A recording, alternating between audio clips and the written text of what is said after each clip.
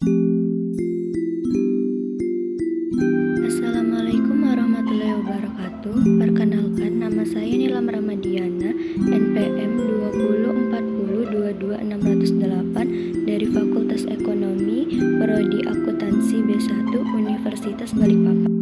Pada kesempatan kali ini, saya ingin mempresentasikan salah satu materi mata kuliah Bahasa Indonesia, yaitu Ragam Bahasa. Ingin mempresentasikan tentang Ragam Bahasa Indonesia. Struktur yang ingin saya presentasikan dari ragam bahasa yaitu pengertian, macam-macam, ciri-ciri, dan juga fungsi. Pengertian ragam bahasa. Ragam bahasa adalah variasi bahasa menurut pemakaian yang berbeda-beda menurut topik yang dibicarakan, menurut hubungan pembicara, kawan bicara, orang yang dibicarakan, serta menurut medium pembicara.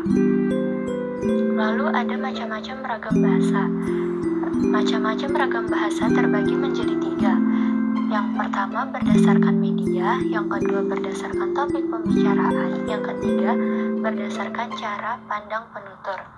Yang pertama berdasarkan media terbagi menjadi 2, yaitu ragam lisan dan juga ragam tulis. Ragam lisan adalah ragam bahasa yang dianjurkan oleh pemakai bahasa. Contohnya seperti Ari mau menulis surat. Sedangkan ragam tulis adalah ragam bahasa yang ditulis atau dicetak. Contohnya seperti Ari mau menulis surat. Yang kedua ada berdasarkan topik pembicaraan. Terbagi menjadi 5, yaitu ragam sosial, ragam fungsional, ragam jurnalistik, ragam sastra, dan juga ragam politik hukum. Yang ketiga, berdasarkan cara pandang penutur. Terbagi menjadi 4, yaitu ragam dialek, ragam terpelajar, ragam resmi, dan juga ragam tak resmi. Contoh dari ragam dialek yaitu gue udah baca buku itu. Contoh dari ragam terpelajar adalah saya sudah membaca buku itu. Contoh dari ragam resmi adalah saya sudah membaca buku itu. Contoh dari ragam tak resmi adalah saya sudah baca buku itu. Lalu ada ciri-ciri ragam lisan dan ragam tulis. Ciri-ciri ragam lisan yang pertama memerlukan orang kedua atau teman bicara, lalu tergantung situasi, kondisi, ruangan, dan waktu. Lalu tidak harus memperhatikan unsur gramatikal, hanya perlu intonasi serta bahasa tubuh.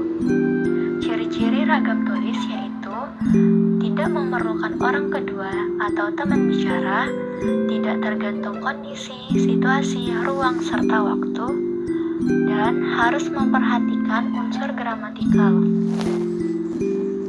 Selanjutnya, berdasarkan topik pembicaraan, ciri-cirinya yaitu bahasa Indonesia ragam baku, penggunaan kalimat yang efektif, serta menghindari makna ganda. Selanjutnya ada ciri-ciri berdasarkan cara pandang.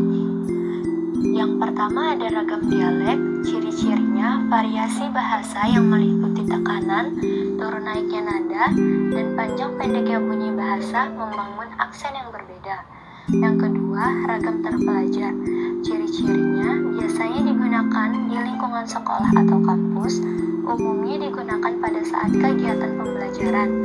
Yang ketiga, ragam resmi. Ciri-cirinya yaitu menggunakan unsur gramatikal secara eksplisit dan konsisten, menggunakan imbuhan secara lengkap, menggunakan kata ganti resmi, menggunakan kata baku, menggunakan EYD, serta menghindari unsur kedaerahan. Yang keempat, ragam tak resmi. Ciri-cirinya yaitu ragam bahasa tidak resmi kebalikan dari ragam bahasa resmi. Ragam bahasa tidak resmi ini digunakan ketika kita berada dalam situasi yang tidak normal. Lalu ada fungsi ragam bahasa. Fungsi ragam bahasa terbagi menjadi 2, yaitu secara bahasa nasional dan secara bahasa negara. Secara bahasa nasional yaitu mampu menyatukan ribuan bahasa yang beragam di Indonesia, simbol identitas nasional, pemersatu alat penghubung antar ada berdasarkan bahasa negara, yaitu bahasa resmi negara, bahasa pengantar dalam pendidikan, serta budaya dan pengembangan alat-alat ilmu pengetahuan dan juga teknologi. Lalu ada ragam bahasa Indonesia baku dan tidak baku.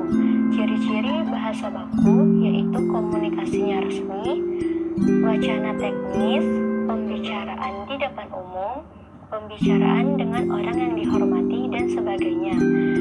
Lalu ciri-ciri bahasa tidak baku yaitu umumnya digunakan dalam bahasa sehari-hari, dipengaruhi bahasa daerah dan bahasa asing tertentu, dipengaruhi dengan perkembangan zaman, bentuknya dapat berubah-ubah, serta memiliki arti yang sama meski terlihat beda dengan bahasa baku. Contoh ragam bahasa baku dan tidak baku.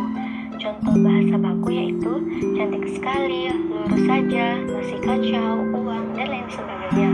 Sedangkan contoh bahasa tidak baku, cantik banget, lempeng saja, masih sembratu, duit, dan lain sebagainya. Sekian hasil presentasi dari saya, kurang lebihnya mohon dimaafkan. Wassalamualaikum warahmatullahi wabarakatuh. Terima kasih.